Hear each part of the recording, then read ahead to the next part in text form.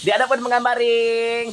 Kauban na po nato karong buntaga si Maring Evelyn, ang pinakabuutan nga mother sa tibuok kalibutan. Gaprito na po siya og isda mga maring. Oh, lagom na kanang isda kay kanang gigamit nga mantika, overused na kay mga maring. Mura mag ikaw overused. Ay karon pa di ay na very understanding Maring Evelyn. Pero karong buntaga mga maring, ma-shock yun mo mga maring. Di ba atong niaging December, nagdalag ko og salad nga lettuce, human iyang giinit, dahil ang lettuce na paralyze. Kaluoy kay sa lettuce mga maring wala jud, kadipin sa tiyang kaugalingon. Tungod ni Maring Evelyn nga wala po siya kalibutan kung ngano man tong ingon ato man tong nga klase nga di man day pwedeng mainit. Kay mga bali man di ang strength sa lettuce. So karong buntaga mga maring, tanawa mga maring oh. Social si Maring Evelyn. Nag-evolve na siya mga maring.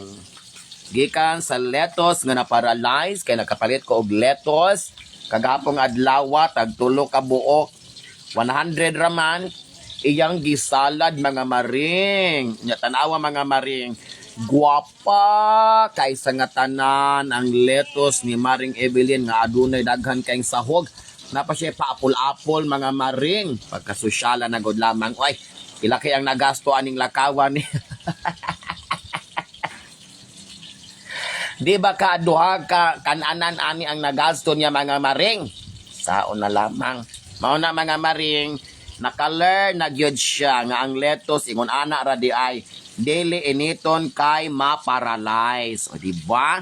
Lami kaayo masustansya. Nagka-perti na gyud si Maring Evelyn. Ana, o di ba?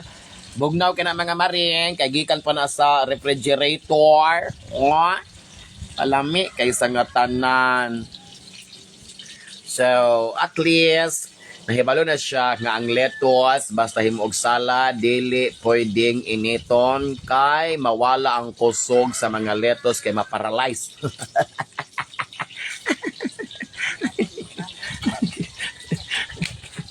O diba? Nasyak na lang ko karong buntaga mga maring. Ng siya nga tanawa tong imong lettuce nga gipalit. Gisalad na, perteng lamia. Wako nito oy. Wako nito o mga maring kay ba sige na pong sagol ng lettuce sa nilatan. Kay galata ra mi kagahapon og baka mga maring. Pero mao din na iyang surprise mga maring. Lami kayo nga lettuce nga salad. So man atong birahan karong buntaga mga maring.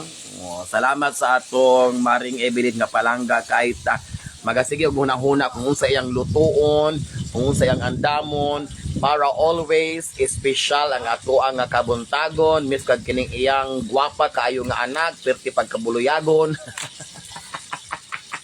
Kay ulagon. Pero laban ra gihapon mga maring. Ganyan talaga ang buhay dito sa West Philippine Sea. Kauban si Maring Evelyn. Di ba? Mahalag pobre, basta kay happy. Piniritong isda og initlogan nga karni. Social mga maring. Di na crispy fry ang gibotang itlog na gyud. Di ba? Ang kalami kaysa nga tanan karni nga lechon gi putos og itlog. Ni gagmay-gagmay. Para iahog sa itlog o harina. Nahimong torta. Nahimong torta kuno mga maring, di ba? Perfect combination ang atong Wala na usik. pamaha og paniod to karon. Kay para kuno dili mausik ang mga sudan nga hinatagikan sa kumbira, inahanglang i-recycle mga maring. So mao na siya. Yapay tinola o. Wala pa gud siya tinola. Kalamonggay. Kalamonggay nga tinola, di ko na mawala niya ng ulutanon mga maring. Mayroon mo kalay na ng mga kalahag kaldiro diya kay lagom ra guna sila dihang dapita.